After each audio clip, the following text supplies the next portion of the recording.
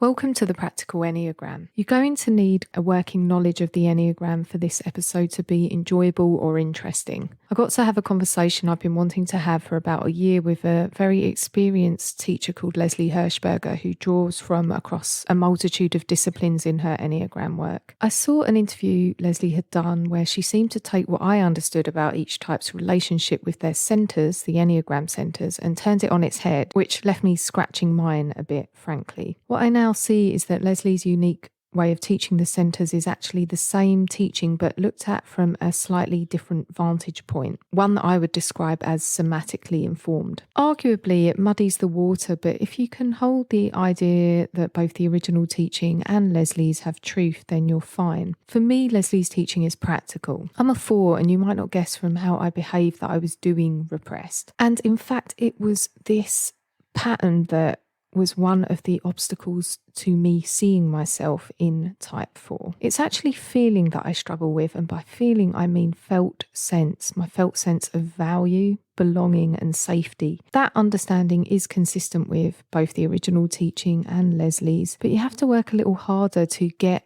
at it with the original teaching. And that might be the gift of Leslie's teaching. Anyway, I encourage you to try it for yourself and see. She has a course out, the 3 centres approach, which I'm going to link to in the show notes. Hope you enjoy.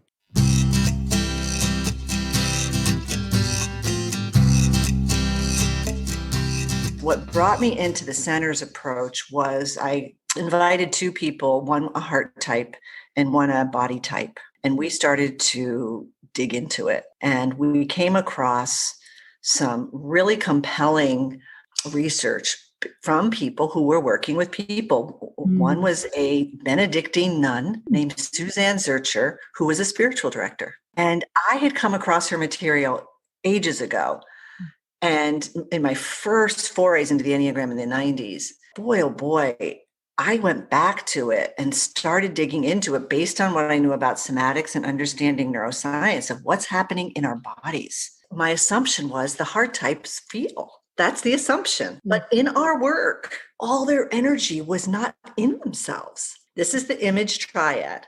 The feelings, we've always called them the feelings, and I'm going to make some distinctions here, is they're like sensors feeling others' feelings and then shape-shifting in some way in order to make contact. And the experience is panic if there's a loss of connection. And so they start to shapeshift and they leave themselves. In the meantime, I'm coaching body types. And they're having so many feelings. Feelings feel like they'll overwhelm them. I would find body types used a lot of metaphorical language, right? Because all those feelings, it's hard to explain. And they walk into a room and they're sensing a room. It's not as much about, do you like me? But their attention is just kind of picking up what's going on in the room. So I want to make this distinction. That's a really important distinction when I talk about it. When I'm talking about feeling is instinctive. It's primitive. It rises from within. It's genuine. It's felt. Feeling in the moment, like heavy, tingly, sharp, dull, throbbing. Those are feelings. I'm talking about sensate feelings. Emotion is the response that's induced from an external survival trigger, often unconscious, and it primes the body to take some sort of action out there. Emotions not only make us feel something, they make us feel like doing something. And if you're a heart type out there, the word I use for doing, it's called sentiment doing. And what that is, it's constructed, it's superficial, it's a response, it's acted out, it's staged. That's what I was noticing in session. If I brought the heart type into the somatic feeling before we made connection, I could feel their anxiety. Because if I'm having them close their eyes, they can't see me. They can't see how it's landing with me. I feel their anxiousness. They're opening their eyes. They're checking it out. Am I doing this? They're wanting the connection. And Suzanne Zurcher would say she would have heart types sit next to her after she'd been working with them for a while. So they couldn't monitor their responses. And the just because we've given heart types a lot of attention, and undoubtedly that's because I'm a heart type here. But what can we the sort of sequence that you teach regarding the head triad and the body triad is also different. So you've already touched on the body triad is feeling first. Yes, when in coaching the body center, I noticed that there's just a lot of feelings as they come in, but you don't always see them on the outside. All right. It was more through conversations and them sharing their exteriors because they have a protective armor. They tend to have a protective armor around them. What's it protecting? Well, the 8 that redid the research, she said, "What do you think's in there?" A whole lot of feeling. There's a lot going on.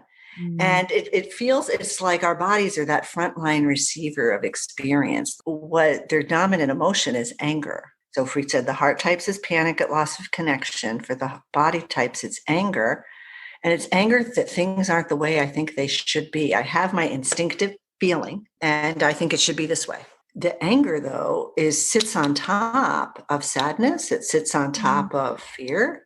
I remember my husband's a body type, and I remember somebody made fun of my daughter was 4, and they pushed her down and made fun of her drawing. And my heart's hurting. I'm her mom. She comes in, she's crying. The kids pushed her drawing in the mud.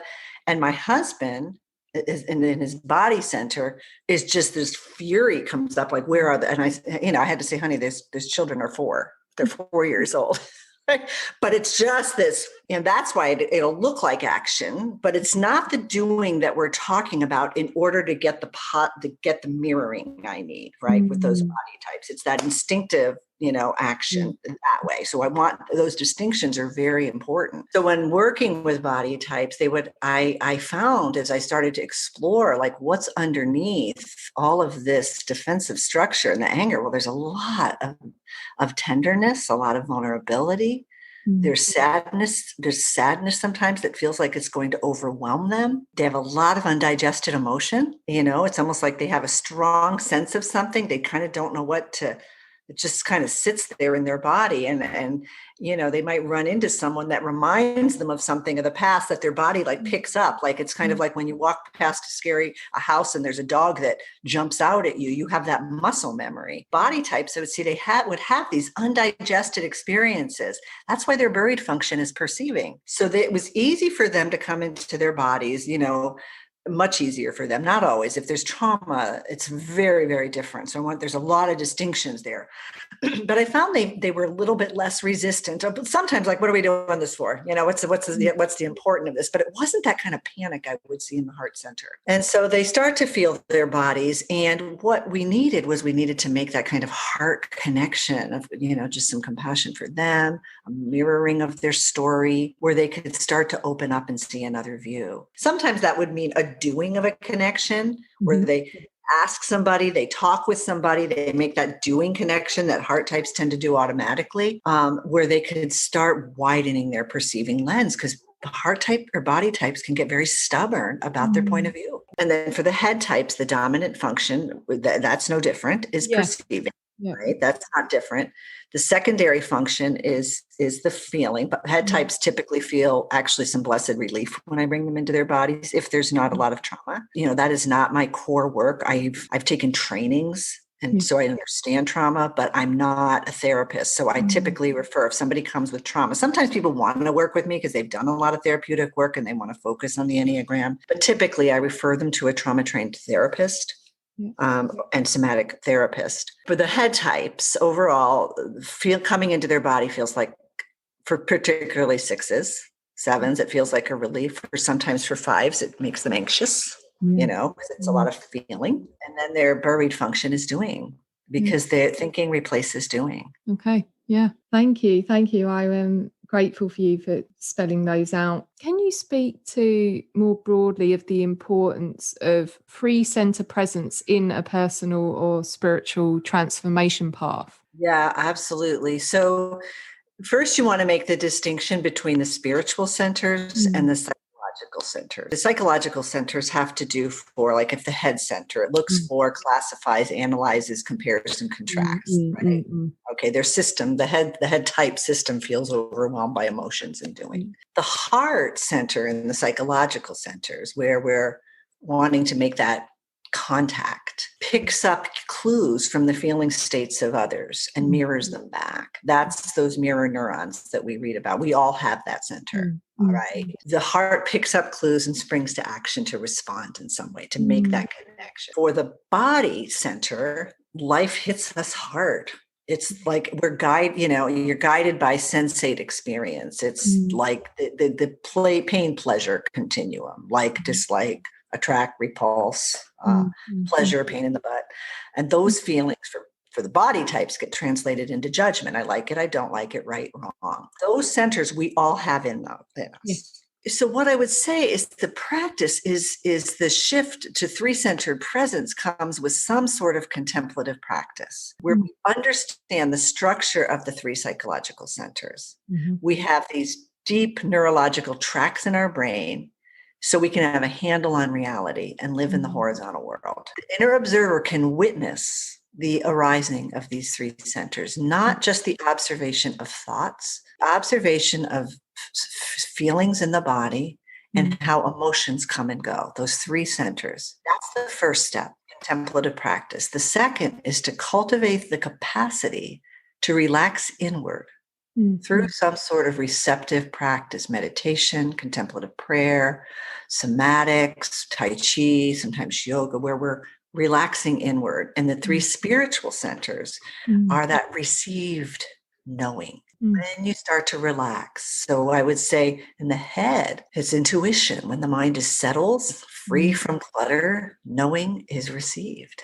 Coaching, that can happen. In the heart, I'm fully present to others as they are to themselves. And in me, it's both. Because it's it's a relational field. And it happens to me on the narrative panels in good therapy, good spiritual direction, coaching, contemplative listening. And I would say the body, three-centered, receive knowing, it's that great, Gurdjieff called it the great energetic accumulator of the life force free from contraction. It's the let go and let God, or let go and let it's the let go. And so to me in contemplative practice, it begins for three-centered of grounding, particularly as a head type. It's very important for me to ground myself. And sometimes my system is so amped up, particularly if I've been reading and studying a lot or online a lot, is to do some movement. Music is very helpful for me. It's the doing. It gets me out of the head. I start to move my body. I can sit and ground in my practice, drop into the heart. I do my, mantra in the heart. Start to settle the mind. It's a three-centered practice. And you don't sit in the practice saying, okay, I'm going to do my three centers. It just happens. Yeah. I would say when working with clients, you start to just notice where's the dominant center? How's it operating right now? The heart center coaches tend to want to give their clients a good product. I'm working with a 4 right now. It's just like he's really good at that end product. I mean, the only reason I have a course out right now is because a 4 helped me push it over the finish line. She kept I'm pleased to hear that. And then the body center was just like, okay, I need these videos in order. And you need to, it's just getting, and he walks out and says, oh my God, I love those panels. I'm picking up the impressions of those panels. Those were amazing, that kind of thing. So I needed those 2 other centers to make it happen. Otherwise it would still be. Well, I'm glad to hear that. So you started to touch on it towards the end of your teaching there, but can you share with us how your personal practices around free center presence have evolved over time? Yeah, that's a great question. Well, I think I first want to go to I'll go to the idealization. I'm part of the idealization triad 147. There's a teaching in the Enneagram called the Enneagram of Harmony, and I'm part of the idealization triad. So here's what it looked like at the beginning, Rez. I have to be like Ken Wilber. I have to, be in that samadhi experience. And that's the only, it's just, you got to get to the mountaintop, baby. Oh, well, yeah. I have to be Cynthia Bourgeault, who's really had a lot of influence on me. I have to be a hermit. I have to really, what am I going to do? I've got this husband, I've got kids, I've got dogs, I've got a life. Oh my God, So there was a lot of high expectations on what the practice should be, this idealization. So I would sit there and just a lot of times feel like, I would have good experiences, and oftentimes it felt like a failure. And the failure for me was more when I went into Integral. I did a course with Integral Life, and, comparing myself against the ideal, what my actual, I'm doing a thing with corporate trading right now, and they love to talk about superpowers, such a corporate word. Anyway, Do they? And I realized my superpower is I live boots on the ground. That's why I'm really accessible to people. I don't live this ideal hermetic life. I mean, Ken lives, 14th floor of a tall building. I mean, they're literally just that. I'm taking integral theory and I'm seeing it on the ground. Yeah. So my practice shifted from this idea in my head. I mean, I would say I was meditating. I was learning Vipassana practice, mostly from tapes and books and learning. But Helen Palmer was a fabulous teacher of meditation, fabulous teacher of meditation. And that was probably my core teacher. But she was very much a head type. It was intuitive knowing in the head. I didn't really recognize that there could be a knowing in the body. So my practice started to really shift to movement, more movement, more grounding, more going outside and leaning against a tree, feeling this knowing that comes from being in nature. I mean, that shifted. Really recognizing that presence with my clients was huge. But in my practice, one of my practices is centering prayer. It is attunement of the heart. So that changed. I would say I don't sit in meditation as long as I used to. I idealize the perfect practice. I want, for me, it's good enough practice. Yeah. There's a conscious choice not to make yourself sit in meditation. Yeah. It's not that there aren't times that I do, but I don't meditate as long as I used to. I would say that's the most significant difference. It's like my practice comes into my life where I'm in a conflict with my husband and I can feel myself wanting to learn him a thing or two with all of my data, the Enneagram, integral. It's so tempting. I don't know how you avoid it. And if you're a 9 out there, just kind of reflect for a moment when someone learns you a thing or two, how wonderful that feels. So the practice is to just sit back in my chair, breathe, ground, tune into him as he is to himself and see him, be receptive to him as he is to himself. And I would say it's like 51% of the time I can do that.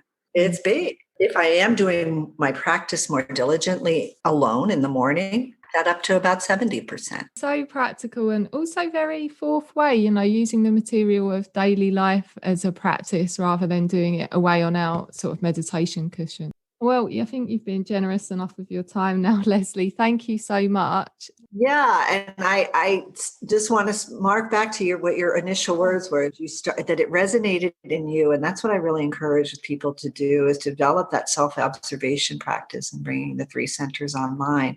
And if you take the centers approach, just check into how does this resonate in me. To me, that's how the teaching evolves as we share, because who would have known 20 years ago all the work we know about somatics now?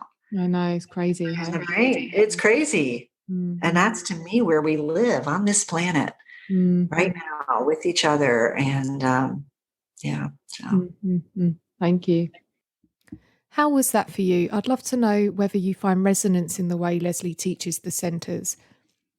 Integral people, look out for a bonus episode I'll be releasing. Leslie was kind enough to answer a few questions I hold about how the Enneagram and Integral collide.